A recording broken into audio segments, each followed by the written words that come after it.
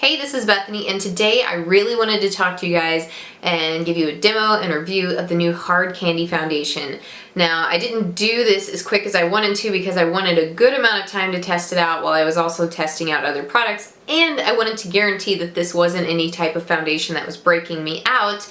Because as I said in my products I regret buying video, I regretted buying the concealer version of this. Because even though it was very pale, it seemed to almost feed my zits. So I was very hesitant to try this, but because Hard Candy, something in the drugstore that only cost $6, managed to make a foundation that looks pale enough for me and all the rest of y'all that are struggling with that, I just had to give it a go and see how it works. So let's proceed. Alright, so first off, I wanted to say to you guys, I am already wearing Hard Candy's foundation on my skin right now. As you can see, it looks pretty pale. I just freshly put this on, so at the end of the video, when I come back from doing my demo, I'm going to come back in a matter of hours and show you guys how this wears. Because not only is its shade and texture important, it's just as important how long it wears, its longevity. And that's something in particular that this foundation claims. So here is what this Hard Candy foundation claims to do.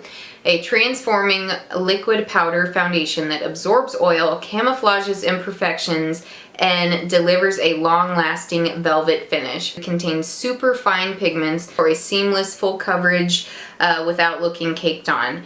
It's also infused with kaolin clay for exceptional wear and oil absorption. I'm not sure what kaolin clay is, but apparently they think it's useful to us. It helps skin retain its natural moisture for 12 hours of flawless perfection and transfer resistance, and pairs perfectly with Glamoflauge concealer for extra coverage power, which I'm not gonna do because I ain't touching that stuff. That stuff broke me out so bad. So I will say everything it's saying about this powdery, invisible, fine pigment finish seems to be completely true. But let's talk about the long wear towards the end of this video. I'm gonna go ahead and get into the demo, but right before that, I just wanna show you it swatched next to some of the paler or more commonly used foundations that I use and a lot of other pale people do as well. The very bottom one is supposedly one of the fairest foundations I have, which is Makeup Forever Alabaster,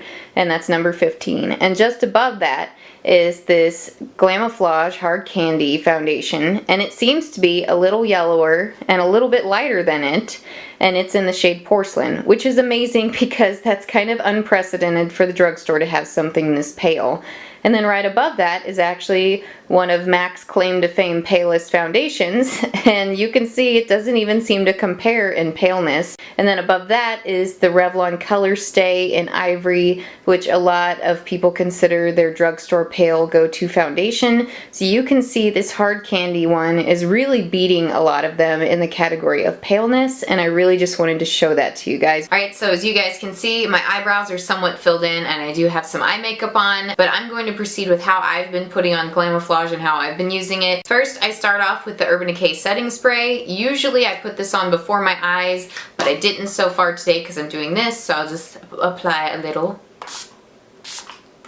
Once my Urban Decay De-Slick setting spray is dried, I go in with my Benefit Porefessional, and I put that mainly in my T-zone area. And then I also put it around my mouth because that's where I get a bit of acne, and up on my cheeks because when you're an oily skin person, your pores are biggest by your cheeks and your nose. Trust me, I know because they're there. So I have used multiple brushes with this just to try out which one I felt like I got the better finish with. Thus far, my favorite to use is the Sigma F82 brush. It's the rounded kabuki. What, Bub? Bub's talking to me.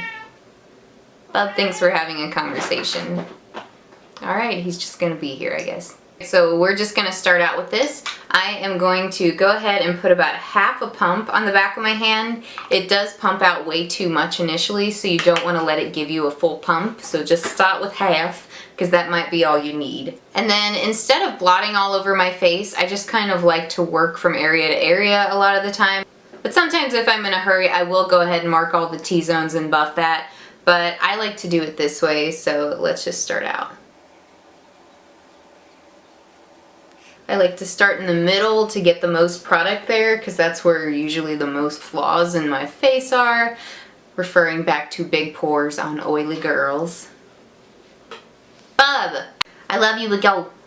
Get down. Go, go. Don't cry.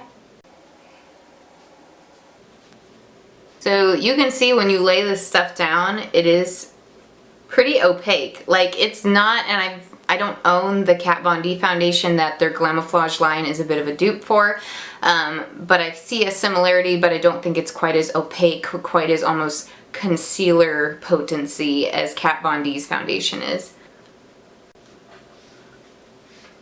This is one of the palest things I have found in drugstore, I think, even when it goes on, and it doesn't oxidize too terribly much, which I like. But this is just one layer on, so you can see I am going to need a concealer for the more major things, like this zit here, that there, little cluster area there. I'm going to go ahead and take a teeny tiny pump, and I'm going to try to conceal those areas with this. And then I'm going to go in with a smaller brush to blot these out so they don't spread over the area too much. And this is my long comb buffing brush.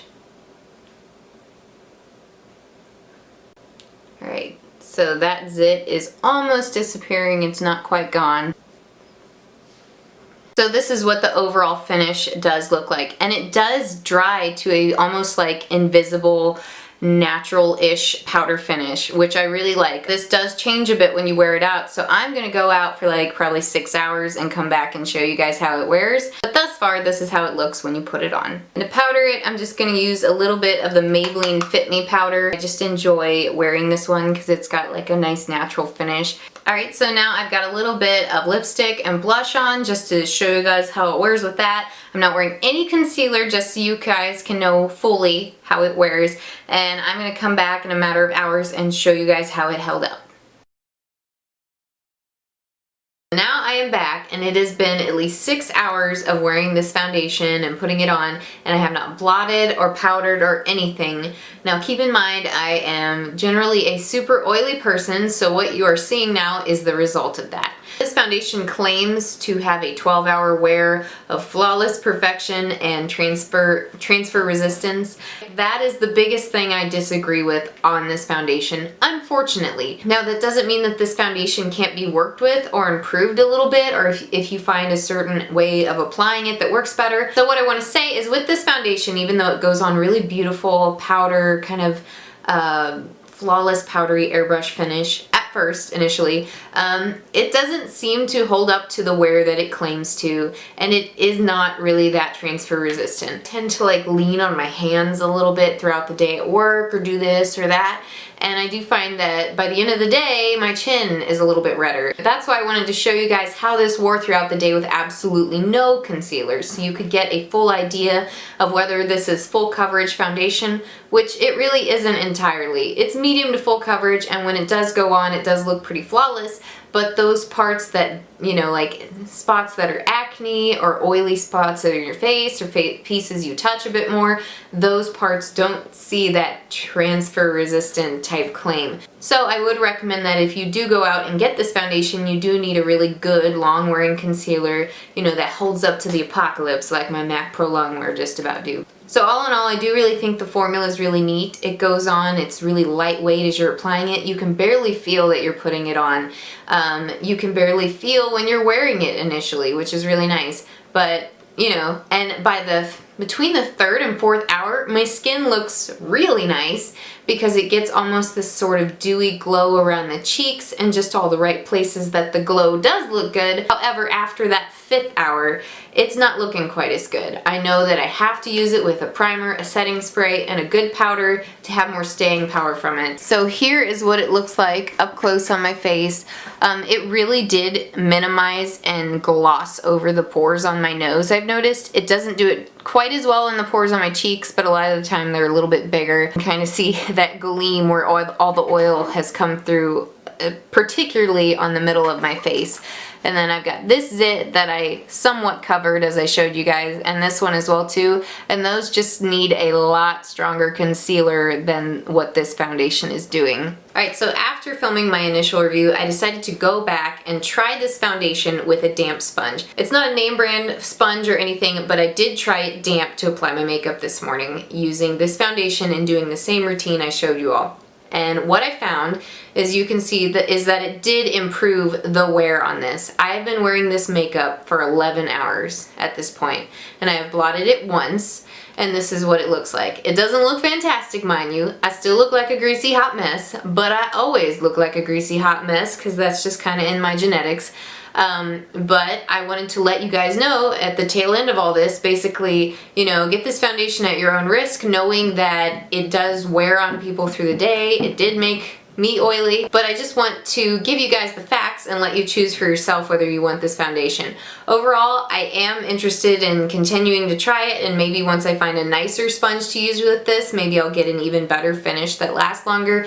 I just don't ever expect a foundation to hold up on me for a full 10 or 12 hours at all. But this one, it doesn't hold up like it claims to, but nothing ever does on me. That's the thing. So does it look great by the end of the day? No. Does it look god-awful? No. Do I look a bit greasy and tired sometimes? Yes. Is the pigmentation on this really nice when you first put it on and a great finish? Yeah. Does it look pretty good about 4 or 5 hours in? Yeah. Is it a great color match? Yup. One of the palest things you can find in the drugstore. I think this is an interesting one to work with. It is a bit disappointing because it doesn't have quite the longevity that it claims. It doesn't have the wearability that it claims, and it doesn't keep its powder finish for that long. So I'm just letting you guys know the facts and how it wore on me, so you can decide for yourself whether it's something you want to try, or maybe even try to mix in with another foundation that you know holds up longer but is maybe a little bit too dark for you or something like that. But yeah, you can see this did wear better than it did just with a brush, even my favorite brush.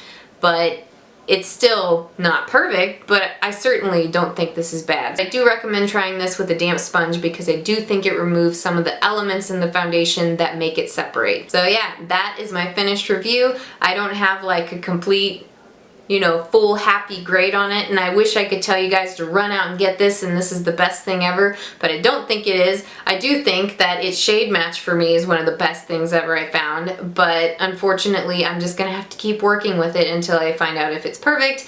I do find that wearing a more high-powered concealer with it makes it a much better combination and just prepping your skin in all the best ways that make it less oily. I hope you guys at least got some good information out of this review, and this helped you decide whether you want to go to the drugstore and pick it up. It's only $7, so at least if you don't like it, you can either return it or you're only out $7. If you do have any questions about this, please feel free to leave them below. I don't completely hate this. I feel like I can work with this a bit just because it's really good within my shade range, and I like that. And I'm gonna keep working with it and see if I find my, you know, nicer sponges, if that makes it even better. So let me know what you guys think below. Have you tried this? How did it wear on you? I just really wanted to give a really objective look at it and tell you guys all I know, but overall I would give this like a 6.5 out of 10. I want to give it more because I just love the way it goes on, but it doesn't end up holding up the way it claims. If it didn't claim to do that, I would want to give it a higher rating, but yeah. So I hope you guys are having a great one, and as always, thank you guys for watching my channel, and I will talk to you guys later. Bye.